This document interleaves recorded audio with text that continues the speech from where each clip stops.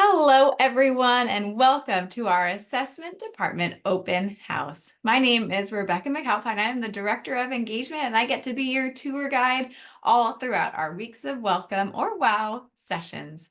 Today, I have the privilege and the honor of handing off the microphone to Beth Snade. Again, thank you for joining us today for our Assessment Open House. And let's run through our agenda. We're going to be discussing the various assessments here at Compass and their importance for our school and our scholars. We'll begin with our mission and vision and our Compass values, and then move to the many acronyms related to the various assessments. I'll explain why assessments are important and how we do and don't use the assessment results. I'll show you who takes each assessment, go over specifics, including estimated assessment times, and wrap up by sharing where you can find practice and training tests. I'll be happy to answer your questions at the end of the presentation. So our mission to inspire and develop innovative, creative, self-directed learners, one scholar at a time. And our vision is to create collaborative virtual learning community, inspiring scholars to appreciate the ways in which arts and sciences nurture curiosity for lifelong learning and prepare scholars to take responsibility for their future success. Our Arctic values of achievement, respect, teamwork, integrity, and communication ground us and keep us focused on our scholars. So we'll do some introductions. The assessment team works within the larger staff support department. I'm Beth Snade, and I have been the assessment and data coordinator for 9 years, and with Compass for 10. My team, consisting of Carrie Badescu and Luis Navarrete, work to plan and manage assessments and the data from those assessments to help teachers and scholars set goals and ensure support is provided when needed. So let's begin with our acronyms. In education, it is alphabet soup with all of the acronyms, so let's break it down. SBAC is the Smarter Balanced Assessment Consortium, and California belongs to this consortium along with 12 other states, the U.S. Virgin Islands, and the Bureau of Indian Education. CAS is the California Assessment of Student Performance and Progress. This is California's version of the Smarter Balanced Assessment. And when we discuss CAS, it refers to all Smarter Balanced summative assessments, which include ELA, English Language Arts, mathematics, and the CAST, the California Science Test. The California Alternate Assessments, or CAW, also fall under this acronym of CAST. The ELA and math assessments are in two parts, the CAT, or the Computer Adaptive Test, and the PT, the Performance Task. The next assessment is the PFT, or the Physical Fitness Test, and then LPAC, the English Language Proficiency Assessments for California. And there are two assessments under LPAC, the initial and the summative. And then throughout the presentation, I might also mention STs and LCs during it. So your scholar's ST, or supervising teacher, is their homeroom teacher. And the learning coach, or LC, is usually you, the parent, but it can be a designated adult who facilitates learning for your scholar. So before we get into specifics, let's talk about why assessments are important. California's academic standards are designed so scholars graduate ready for college and career, and assessment data can reveal if we're meeting that goal. Public charter schools, like all California public schools, are federally mandated to assess 95% of their scholars using CAST and assess 100% of English learning scholars using the LPAC. This percentage is important to our ongoing charter authorizations, as well as state and federal reporting. Assessment data, both participation and performance, is important in our charter renewals. We need to provide complete data to our authorizing district each year and each time we face renewal.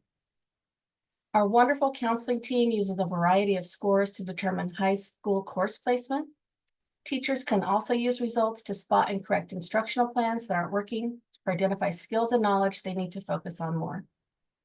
Teachers may also use the results to recommend curriculum to ensure your scholar is progressing academically. At Compass, we talk about personalized education, balancing the development of the whole child, and helping scholars reach their full potential. This approach comes from knowing your scholar through assessment data as just one piece of their plan to succeed. For example, the main data point we use to invite scholars to intervention support is the STAR test. Any scholar identified with a benchmark score of intervention or urgent intervention on the STAR assessment receives an invitation to attend intervention tutoring. This is why it's hugely important that scholars take this test seriously and with fidelity. We use this data as our starting point when it comes to providing academic support. If a test score isn't accurate, then I recommend testing again. Assessments aren't the only measure of scholar achievement, however.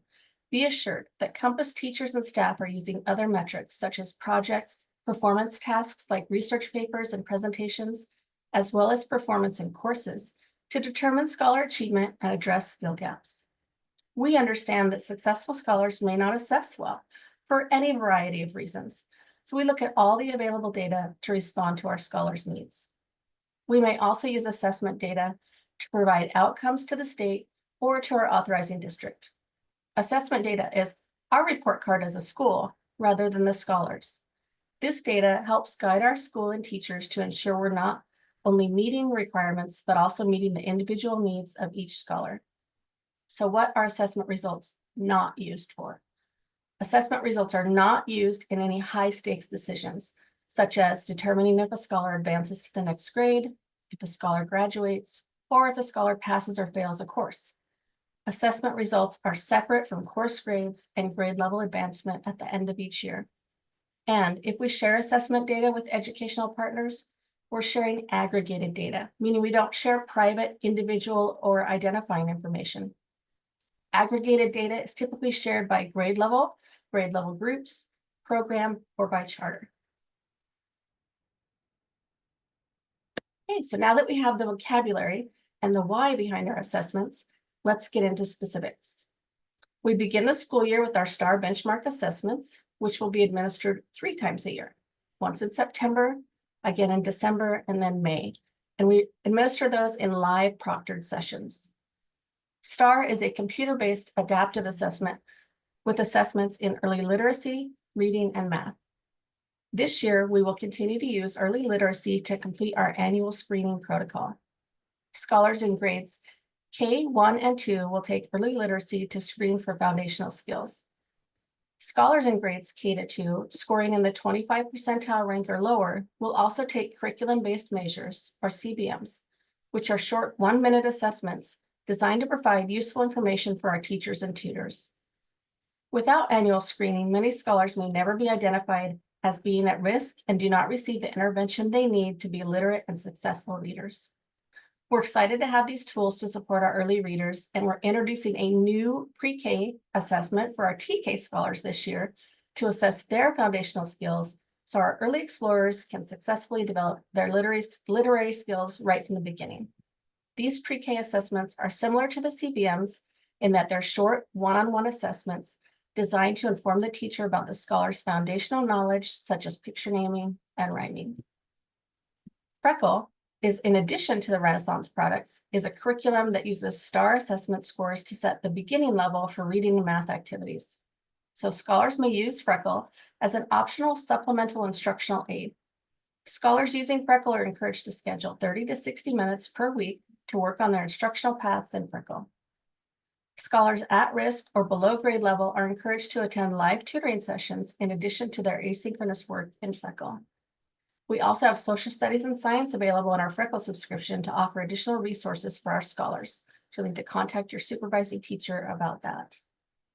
LaLilo is also a Renaissance product that is used exclusively by K-2 scholars who are most at risk, as identified by the early literacy and CBM results. In order to close skill gaps and strengthen scholars' areas of weakness, LaLilo will be recommended supplemental curriculum for intervention for our youngest scholars. Live instruction will also be provided for scholars in grades K1 and 2 for reading intervention. We want to offer foundational skill support for our youngest scholars so they can be successful readers by grade 3. Supervising teachers will use those STAR results along with Freckle and LaLilo progress during the parent-teacher conferences and connection meetings to collaborate with parents and plan the best support for their scholars. Our next assessment in the timeline is LPAC. So these language fluency assessments are administered by our own Compass teaching staff to our emergent multilingual scholars. The LPAC is aligned with the 2012 California English Language Development Standards. scholars are assessed in 4 domains: listening, speaking, reading, and writing. The initial LPAC is used to determine if a scholar is an English learner or is fluent and proficient in English. This assessment is given once to incoming scholars who have never been enrolled in a California public school. Eligibility is based on the Home Language Survey, which declares a primary language as a language other than English. The initial LPAC is given throughout the year as new scholars enroll. This year, the initial LPAC will be administered remotely, and scholars will be scheduled to join a virtual meeting to take their assessment. LPAC initial score reports are typically emailed within a week of administration, along with the scholar's new designation based on their results. The summative LPAC is given to scholars who have already been classified as emergent multilingual scholars or English learners based on their initial LPAC results administered at Compass or at their previous school. The summative LPAC measures how well emergent multilingual scholars are progressing with English language development annually, and to measure their progress toward English proficiency to help determine if a scholar is ready to be reclassified. The summative LPAC is administered from February 1st to May 31st each school year. Next is our PFT, the physical fitness test. This consists of multiple activities. The main goal is to help scholars establish lifelong habits of regular physical activity. The PFT has 6 activities that demonstrate a level of fitness that offer a degree of defense against diseases that come from inactivity. The assessment window for the PFT is also February 1st to May 31st. To administer this, we will host park days, in-person park days, at neighborhood parks, as there's not a remote administration available for this assessment. Our dates are February 25th, March 21st, and May 7th. Registration will be shared in the MMU in January of 2025. And then the final assessment, CAST, including the CAST, are given at the same time in the spring. These assessments are computer-based and require a laptop or desktop computer with an iPad with an external keyboard, and require that the secure browser is downloaded to the device ahead of time. Personal Chromebooks you purchased yourself, are not compatible with the secure browser, but the school-managed Chromebooks are. So we offer loaner computers for testing if necessary. If you already know you're going to need a loaner computer for testing, please let your supervising teacher know. We use Compass teaching staff as our assessment proctors, and this school year, our CASP assessment window begins March 31st, 2025. While the CAW, or the alternate assessments for ELA and math, align with the CASP schedule in the spring, the CAW science test can begin as early as September. All sections of the CAW must be administered in person, and this is typically scheduled and administered by the educational specialist assigned to your scholar's case. Score reports for CASP and summative LPAC are typically available 8 to 12 weeks after our testing ends at the end of the spring, and can be accessed in the Parent Scholar portal and School Pathways. If your scholar took CASP or LPAC last year, even if they did so at another California public school, you should be able to find those score reports in the parent portal as soon as they're enrolled. So first or second week. Hey, with so many assessments, it can be confusing to track if your scholar needs to take an assessment. So using this table, you can determine which assessment your scholar needs at Compass. CASP, that's ELA and math, is taken by scholars in grades 3 through 8 and grade 11. CAST, the science test, is taken by scholars in grades 5, 8, and once in high school. It's recommended in high school that you take the CASP the year they finish their second and final science course. This would typically be grade 10, but it might fall in grade 11 or 12, especially if they take additional science courses after the 2-year requirement. The STAR Early Literacy is taken by scholars in grades K1 and 2. Scholars in grades 3 to 12 may access early literacy if necessary based on their level of need or IEP. I haven't included the STAR pre-K assessment on this chart. It's only taken by scholars in TK, or transitional kindergarten. STAR assessments, which is reading and math, are taken by scholars in grades 1 to 12. For grades 1 and 2, STAR reading and math may be recommended based on the scholar's at or above grade level score on the early literacy assessment. LPAC is given to scholars in grades K to 12 as appropriate for scholars identified through their home language survey or scholars previously identified as emergent multilingual scholars. Recent legislation removed TK from the initial LPAC, and those scholars will not be assessed until kindergarten. And then PFT, the physical fitness test, is taken by scholars in grades 5, 7, and 9. With each of these assessments, we post reminders in the MMU, and your ST will be communicating with you about the timeline for these.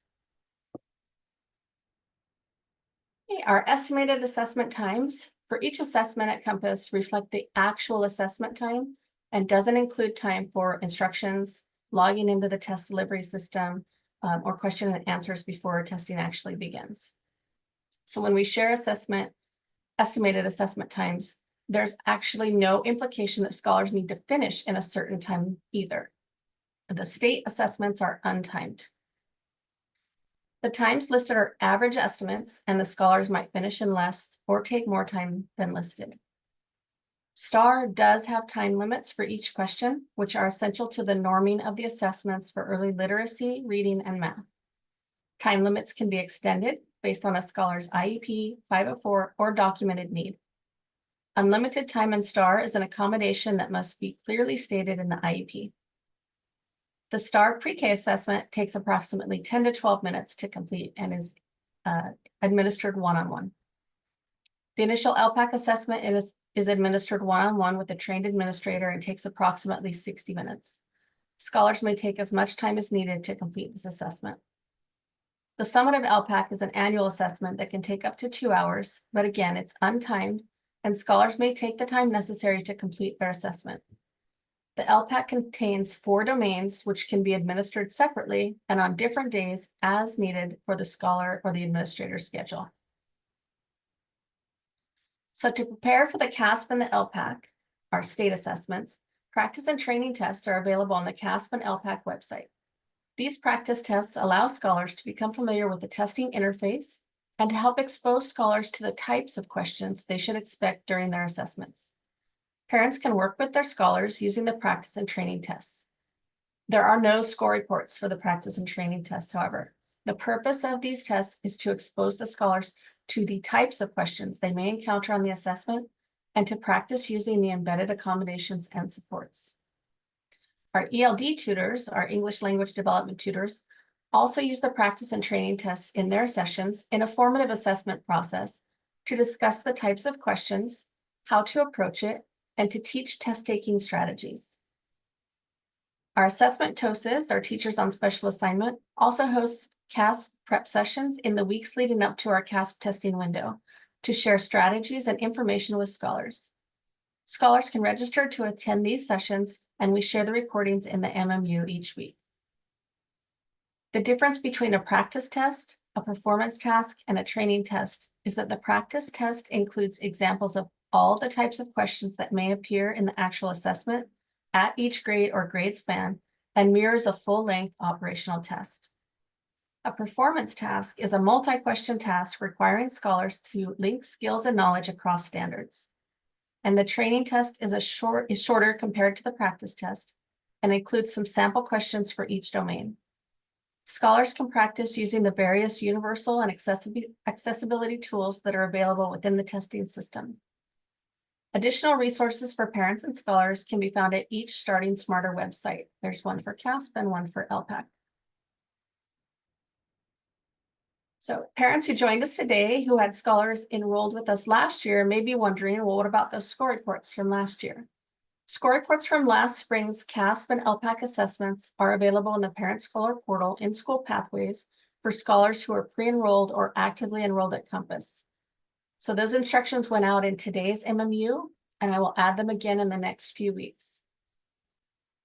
If your scholar attended a different California public school last year, you should be able to view their score report in the Parent Scholar portal at School Pathways the first or second week of school, as soon as we have those enrollment records updated. The Starting Smarter sites will have additional resources and information for you about the score reports and what those scores mean. The score reports have been redesigned this year, so please visit the sites to learn about the score reports and the information they provide. As you may have seen in our other WOW presentations, here's a glimpse at our schedule. Last week was full of welcome back events, orientations, as well as our departments and special program open houses. This week, Our Scholar Success, Scholar Support, and EL departments are also providing our Compass families with some amazing information to ensure our scholars have a successful school year. In the event that you missed out on one of the live offerings, a recorded library of all offerings will be made available on our upcoming Monday morning updates and also in today's. I saw when I just read it before. So we just covered an enormous amount of information, and I appreciate that each of you took time out of your busy week to learn more about assessments at Compass. This is my contact information on the slide if you have any questions. Thank you so much for joining us.